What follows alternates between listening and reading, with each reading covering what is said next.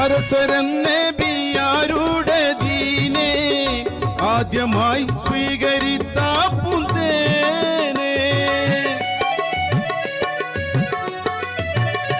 അരസരൻ നബിയാരുടെ ദീനെ ആദ്യമായി സ്വീകരിത്ത പൂന്തേനെ.